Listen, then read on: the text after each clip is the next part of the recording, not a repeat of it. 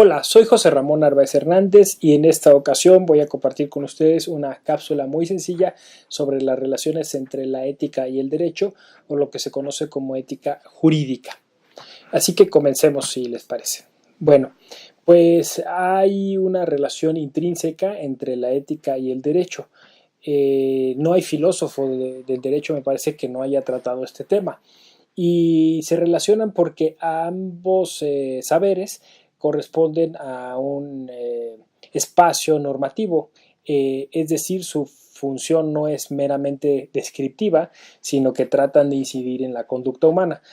Así es que tanto la ética como el derecho pues generan enunciados normativos que van a apelar a un modelo de comportamiento que tendría que tener el ser humano. La cuestión es que algunos filósofos han insistido en distinguir o incluso en alejar o dividir o distanciar estas dos áreas, ¿no? Cuando pues por sentido común podemos entender pues que hay muchos lugares en las que se tocan o se implican, que es el caso de la ética jurídica, la cual podemos dividir en dos partes. Una parte que tiene que ver con la profesión en sí o con la operatividad del derecho, es decir, cuando el derecho se aplica debe aplicarse también con un sentido ético, es decir, debe aplicarse pues un profesionalismo, debe aplicársele también un trabajo de excelencia. Si estamos por una ética de las virtudes, pues se tiene que insistir en un trabajo prudencial del operador jurídico, es decir, no hay una respuesta única y definitiva en todos los casos, sino que se tiene que estar a las circunstancias, y a veces se tiene que arrostrar muchos problemas cuando se tiene que hacer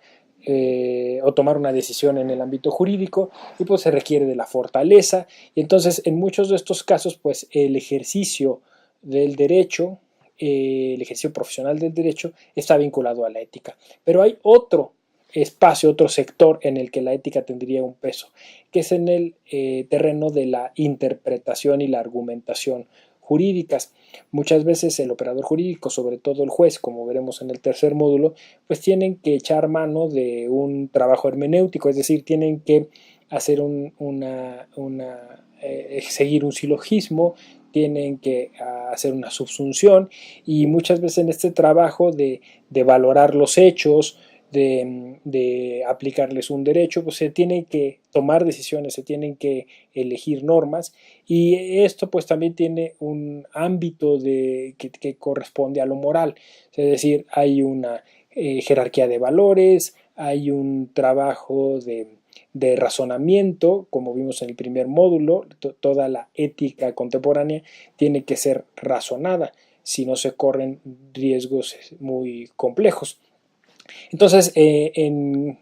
concreto podemos decir que estos dos ámbitos pues se interrelacionan de alguna forma, y los dos tienen que ver con la forma en la que la ética y el derecho se corresponden o se ayudan o se alían, ¿no? Pero también hay que decir que en general en América Latina, a partir de esta ética de la liberación de la que ya hablamos, pues también ha habido una respuesta específica hacia la idea de la justicia social, es decir, los sistemas jurídicos contemporáneos y los estados constitucionales de derecho pues ejercen muchas funciones en las cuales pues va a impactar en la vida de las personas, y estas funciones pues muchas veces están exentas o no tienen, digamos, lineamientos que tengan que ver con la ética, y por eso pues hay una insistencia a etizar o poner la ética de la función pública, y estando pues la mayoría de las funciones de los servidores públicos o las funciones estatales relacionadas con áreas del derecho, por ejemplo implementación de políticas públicas o en su caso actos de autoridad, pues se entiende que muchas de estas áreas pues tendrían que estar ligadas a un código, a veces escrito, a veces implícito, que tenga que ver con la ética. Y entonces se espera pues que las autoridades sean imparciales, se espera que las autoridades sean objetivas, se espera que sean independientes, se espera que trabajen en función de esta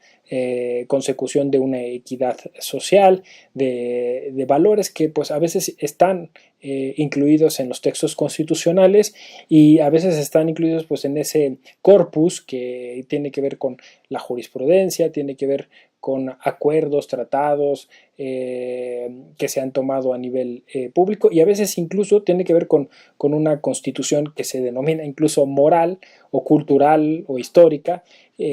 donde hay pues una expectativa respecto de estos comportamientos y en específico pues del funcionario público y yo diría también del abogado, porque el abogado coadyuva a estos servidores públicos a materializar el derecho. De este modo podríamos decir que la ética y el derecho se implican más allá de la idea únicamente deontológica del deber, se implican porque pues en el ejercicio profesional, en el ejercicio y aplicación del derecho, pues siempre es necesario contar con unos mínimos para tener certeza de que se está razonando de manera ética y eso quiere decir pues en función del mayor beneficio posible a las personas o dicho en otros términos de considerar a las personas como fin y no como medios. Bueno, pues espero que haya sido de utilidad esta cápsula. Gracias.